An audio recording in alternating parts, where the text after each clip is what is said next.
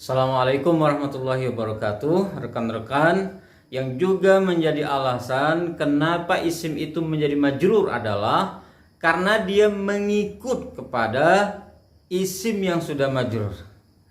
Yang suka mengikut dalam bahasa Arab itu ada 4, yaitu na'at, ma'tuf, taukid, dan badal. Hari ini kita akan pelajari 2 saja, na'at dan ma'tuf, karena yang 2 inilah yang sering muncul dalam kitab-kitab berbahasa Arab. Yang pertama adalah na'at. Sekilas na'at ini ada kemiripan dengan mudhafun ilaih, tapi sebenarnya berbeda. Kalimat atau kata yang diikuti itu namanya man'ut, yang mengikut namanya na'at. Kita ambil contoh, al-qalami al-jadidi. Antara man'ut dan na'at itu harus ada kesamaan atau mutabaqah dalam beberapa hal. Pertama, dalam at-ta'yin, kalau dia ma'rifah harus sama-sama ma'rifah. Kalau dia nakirah haruslah sama-sama nakirah. Nah, ciri ma'rifah di sini adalah beralif lam di awalnya. Al-qalam ada alif lamnya, dan al-jadid juga ada alif lamnya. Berarti dia sudah mutabaqah, sudah sesuai, persis sama. Seandainya al-qalam ini diberi baris qalamin, maka al-jadid akan berubah menjadi jadidin. Qalamin jadidin. Tapi karena di sini al-qalami, maka dia menjadi al-jadidi. Jadi beralif lam sama alif lam. Seandainya nakirah tidak ada alif lamnya, maka dia sama-sama nakirah juga. Yang kedua, dia harus sama nau'nya, jenisnya. Kalau dia muzakkar, sama-sama muzakkar. Kalau muannats, sama-sama muannats.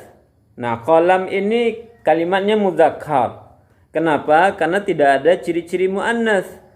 Jadi al-jadid di sini ikut menjadi muzakkar. Seandainya qalam kita ganti menjadi katakan as-saburah. As-saburah itu kan muannats, ada tak marbutah di belakangnya. Tak marbutah ini menjadi ciri muannats. Maka al-jadid akan menjadi al-jadidah. As-saburati al-jadidati. Dia mengikut terus, mutabaqah dia.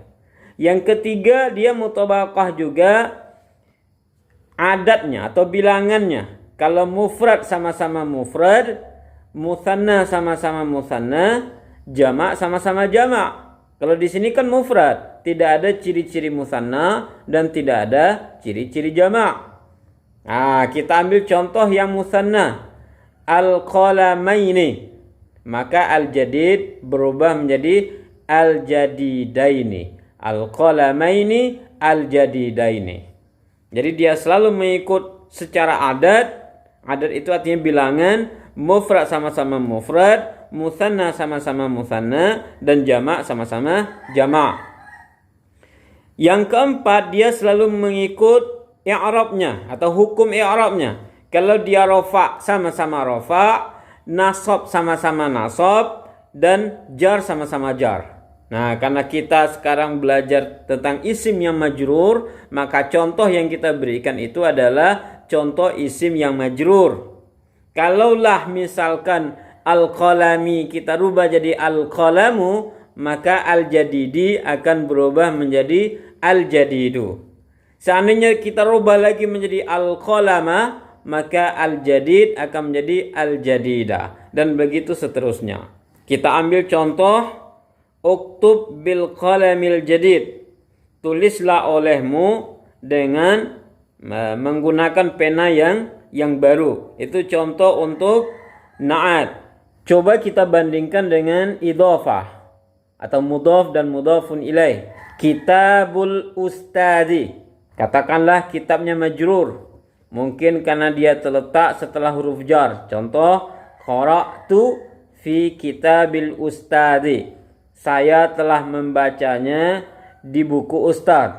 Nah, bandingkan antara kitabil ustadi dengan al-qalamil jadidi. Keempat kata yang kita sebutkan ini adalah isim. Dua isim yang di atas itu adalah terkib idhofah, mudhaf dan mudhafun ilaih. Mudhafnya tidak beralif lam. Sementara man'ut yang di atas yaitu al-qalam ada alif lamnya.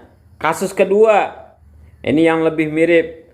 Qalami ustadzin, pena seorang ustaz.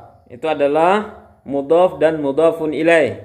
Bandingkan dengan qalamin jadidin, pena yang baru, yaitu man'ut dan na'at. Tetap saja berbeda, karena qalam sebagai mudhaf dilarang bertanwin, sementara man'ut ada tanwinnya. Sekarang kita i'rabkan bil qalamil jadidi. Al-ba'u harfu jarrin mabniyun 'alal kasri. Al-qalami majrur bi kasrah li'annahu ism mufrad.